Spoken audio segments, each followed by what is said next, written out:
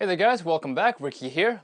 Alright, so today I have the first of the new format that I'm doing, the whole Battle Royale tournament style with the Whetstones. So right before me I have the Shapton Pro 1000 and the Trocera, the Naniwa Trocera 800. Now the reason I put these two stones together is because one, they're both true splash and goes, okay?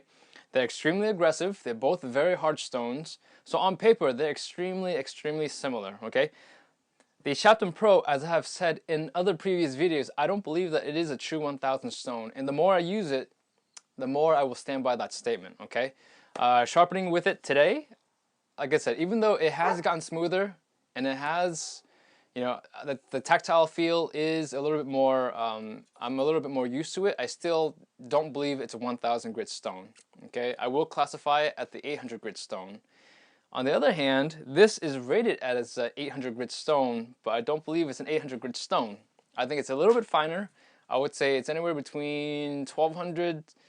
You may go 2000. That's a little high. I would say between 1200 and 1500 grit stone. So, to be safe, to be on the safe side, I will say this is between a 1000 and 1200 grit stone. Okay. Anyway, so on with the review. So today will probably be, and at least from here on out, it'll be the last time you'll see the loser of today's challenge. Okay, it's because I gotta get through these stones. I've got lots of videos out, and I mean, and every week it's been great. You guys have been really great. You guys have asked for some feedback, some changes, and so revising this whole format, I'm gonna have to doing everything all over again. So it's great for you guys, right? Because it's another 20 videos coming. So yeah, it'll be a lot of fun though, but it takes a lot of time for me though. But anyways, so the loser of this challenge will just kind of go away and just kind of be stored away, and maybe we'll do a kind of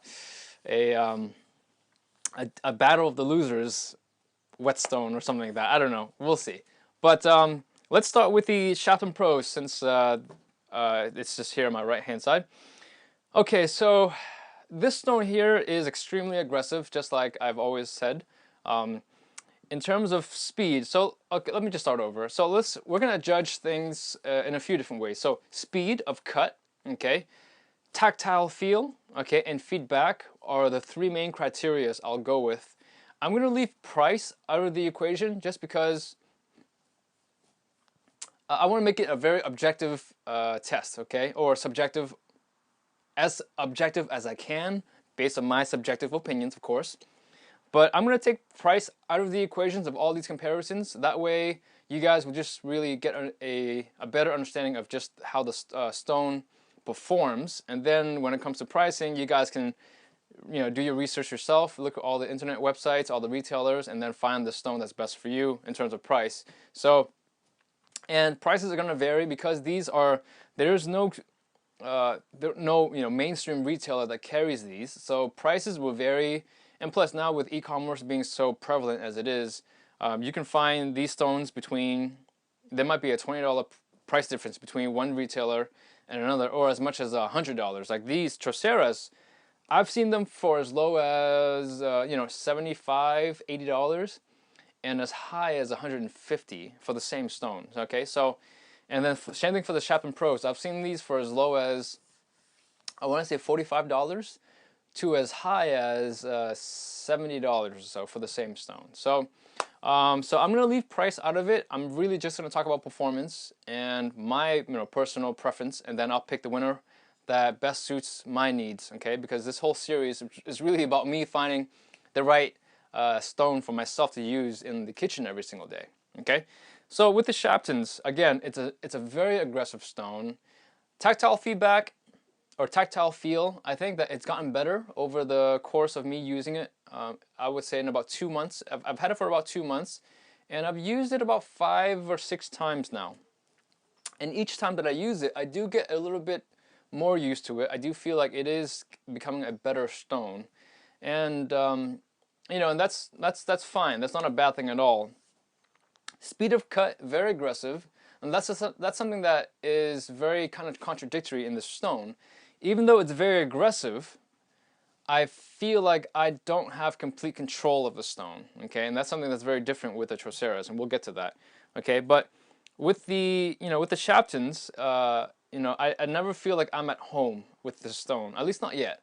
I'm sure I'll get there, and I have gotten a lot of negative comments about my my critique of the Shapton Pros. A lot of people have, or a few people have emailed me saying that I've done the Shapton Pros a huge injustice, and I'm very biased against Shaptons.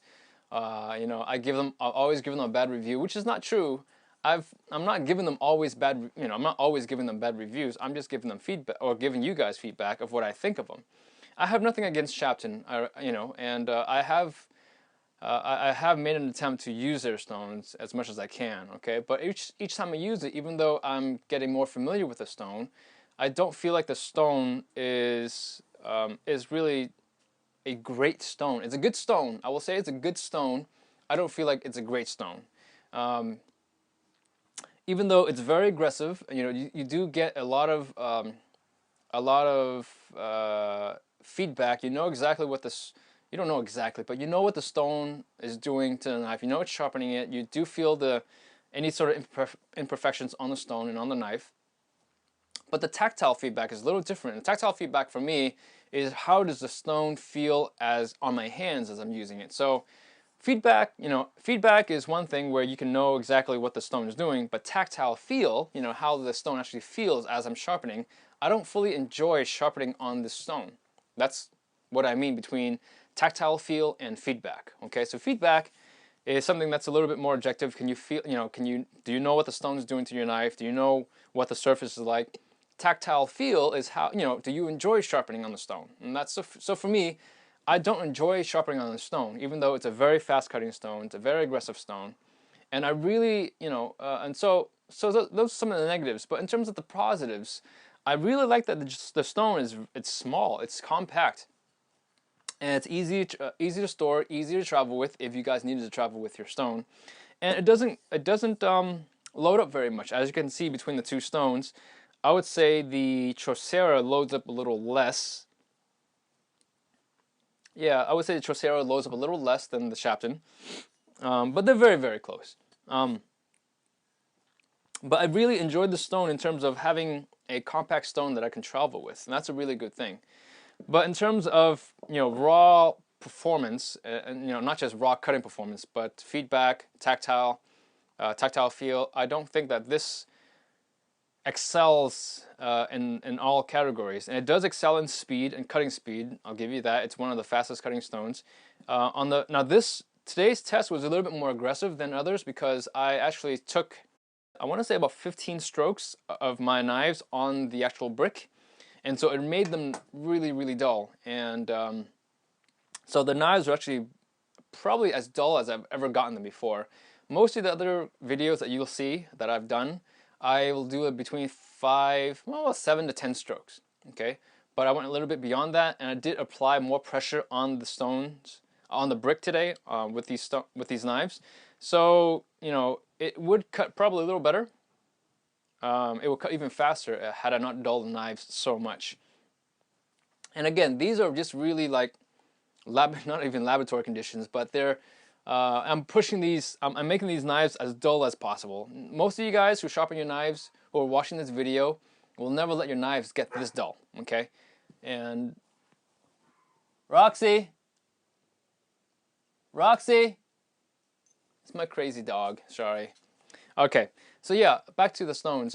Most of you guys will never let your knives get this dull, okay? So I'm only artificially dulling them to really the nth degree, just so I can get a really accurate, not accurate, but relatively accurate or objective, test between all the stones. Okay, so yeah, this stone, it's a very good cutting stone. It's a very fast cutting stone. It's just for me that the hand feel, the tactile feedback, tactile feel is not quite there. And also, I'll say this again. This is also repeated in one of the videos. Is getting a complete even burr on this stone is a little bit more difficult than all of the other stones that I've used. Mainly because it is so hard, it doesn't give. So, as I'm sharpening the knife, I will get sometimes spots, sometimes the rear or sometimes in the center, where it's just not quite, the burr is not fully developed, and so I don't feel comfortable moving on to the stone until I get a full burr from tip to tip. Okay, so on this stone, I have noticed that it does take a little bit more concentration, a little bit more time to actually get a full burr. So that's that. I think it's a great cutting. I think it's overall a great cutting stone in terms of speed. It's just not a great stone for me as a whole package. Okay. The Troceras. Now this Trocera I've used about 4 times now, and I really enjoy this stone. It's a really, really nice stone. I will say this this Trocera and the Superstones. Okay, so Naniwas in general now. Well, Naniwa, these two lineups. It's the first time I truly enjoyed sharpening on a splash and go stone. Now, if you guys, kind of rewind and go to some of my older videos, I have a bias against splash and goes. I will, most of the videos I'll say, well, if I had to choose between a soaking stone or a splash and go, I will always choose the soaking stone. My opinion is changing a little bit. I think the Troceras, and especially the Superstones, okay, they feel really, really nice. Now the Superstones are finer stones, okay. If you took a Trocera 800 versus a Superstone 800, I would say the Superstone is the finer stone, and that's the same thing with a 3000. That's been consistent through the 2 stones that I've tested so far, or the 2 grits that I've tested so far. So the 800 Trocera is slightly finer than the 800 rated, in my opinion, but the 800 Superstone, I think it's more like a 2000 grit stone, maybe even a 25 to even a 3000 grit stone on the Superstone side. Okay, we'll save that for another video though. But okay, so speed. In terms of speed, this is just as fast as the Shapton. Okay, I developed a burr with 5 passes on the first side and then 2 passes on the second side, and I believe this stone was the same thing. It was 5 passes on one side, 2 passes on the other. So in terms of speed, they're just neck and neck. I wouldn't say anyone's faster than the other. The difference between the Trocera and the Shapton is now we're talking feedback and hand feel. Okay, so feedback, it's very aggressive. It's not quite as aggressive, not quite as forward as the Shapton Pro. But in terms of tactile feel, it feels so much better. It's a little bit more silent. It's got a slightly muted tone to it compared to, and when I first sharpened with stone, I thought it was a very aggressive sounding stone. But after using it next side by side with and that's because I was using it with the Superstone, I believe. So the Superstone is like complete silence. You can't hear anything. So when I went from the Superstone to the Trocera, it sounded extremely loud. On the same token, when I'm sharpening these two, this one seems extremely silent relative to the Shapton Pro. Okay, but in terms of sound, pitch, it's not a very aggressive sounding sharpening experience, compared to this guy here. It does have a high pitch, but it doesn't have like a. I feel like on the Shapton Pro, I'm sharpening on like just stone, like rock on like steel on rock, and it's very aggressive. And when I look down at the, kind of the buildup that forms, you see a lot more dark gray, black shavings on the Shapton, and that's really just you're taking off a lot more material, in my opinion, on the Shapton Pros.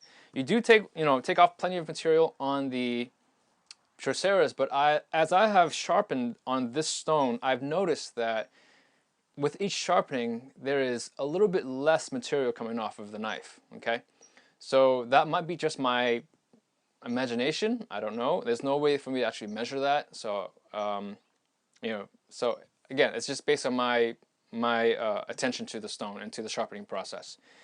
So, in terms of speed, it's neck and neck with the Shapton Pro. In terms of tactile feel, it is a much better feeling stone. Even though it's a very fast cutting, I never feel like I'm losing control of the sharpening process. I never feel like, am I sharpening too much? Am I not putting enough pressure? Should I lighten the pressure a little bit? Just the Trocera just feels really good. It really makes the sharpening process easy. Okay, and that's something that you guys will have to experience for yourself to really understand what I'm talking about. But yeah, so in terms of so in terms of the stone relative to the Shapton Pro, it edges it out in two categories. I would say in tactile feel. Okay, it does feel so much better sharpening on the stone than the Shapton Pro. And the feedback, I mean, I'm getting so much better feedback. I know what the stone's doing, I know what the knife's doing, and especially, and this is something that you guys will see towards the end of each session, when I was stropping, when I'm stropping on the Trocera, you'll see I'm much more confident. And that could be that it's because I sharpened on the Trocera after the Shapton, my muscles got warmed up.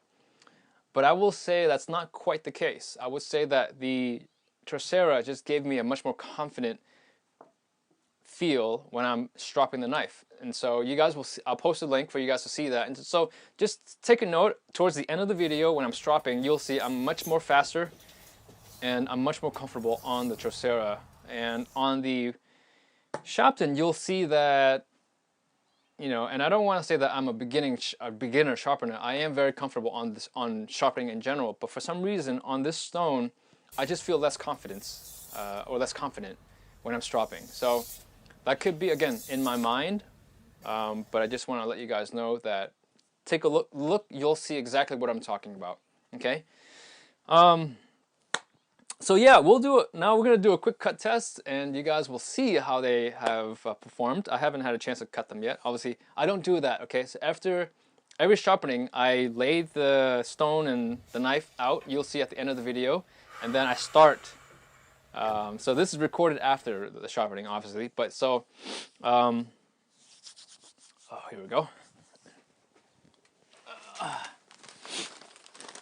All right, so again, my crumpled, not crumpled, but not very straight newspaper. And I don't have, well, I do have a stack of newspaper somewhere, and I don't really care about getting the fresh newspaper, because a lot of people do that on YouTube. You see them with brand new, crispy newspaper. And here in LA, we've had like 2-3 inches of rain last week, and everything's a little damp. And this is dry. This is pretty much dried, but it should give us a pretty good idea. Oh, quick note on how I sharpen and strop. Okay, so if you guys watch the sharpening sessions, you'll see that I will go through my sharpening. Okay, then I will deburr, and then I'll go through a stropping process. Now this is how I count. I do this with all of the knives. Okay, I might be off by a couple strokes depending if I'm daydreaming or not. I will strop. Okay, 20 times per side. Okay, with regular pressure, whatever, with really just with the weight of my hand. Okay, so I'll put the weight of my hand on the knife and I'll strop, and then I go through and deburr again. Okay, this time I just deburr maybe 2 to 3 times instead of 4 or 5. Okay, and then I'll go back and re-strop, but this time I apply half the pressure. And sometimes you see me putting 2 fingers on. It's really just to keep my knife stable. Okay. And I really am just using the knife's weight, the knife's own weight, and maybe the weight of my fingers to strop. Okay, so that's what I'm doing. So even though to you guys sitting and watching, it looks like I'm doing the exact same thing twice, I'm not. I'm stropping 20 times with the weight of my hand, and then I deburr, then I strop 20 times on each side with just the weight of my fingers or just the weight of the knife. Okay, so hopefully that clears it up there. I've had a couple questions about that. All right. So we're gonna go. Oh, well, since look we're here, we'll go here. All right. So this is the Trocera.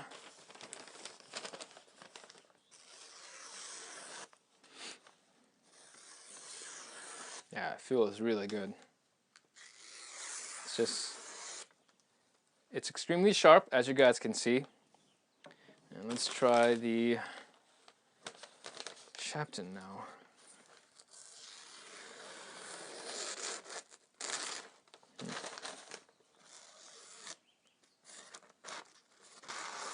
That's a fold there, so let's try over here.